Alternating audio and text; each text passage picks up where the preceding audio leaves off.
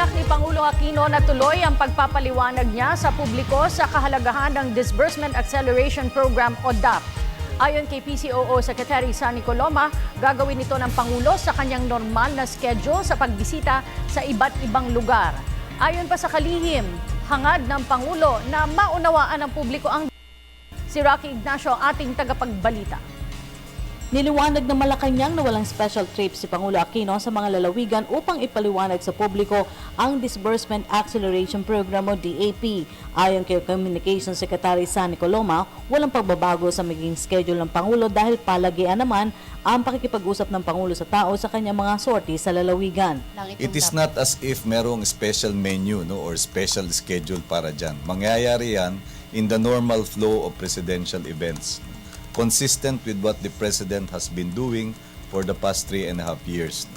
Yung regular pong pagtungo niya sa iba't ibang lugar, hindi lamang doon sa mga dinalaw ng kalamidad, pero sa mga lugar na inaakala niyang dapat niyang puntahan dahil gusto niyang malaman ang saloobin ng mga mamamayan at gusto niyang maramdaman ng ating mga kababayan yung presensya mismo ng kanilang Pangulo.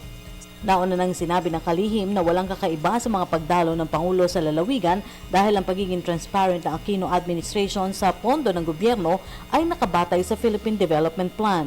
Ang kabuuan po ng national agenda ng ating Pangulo ay yung priority programs of the Philippine Development Plan.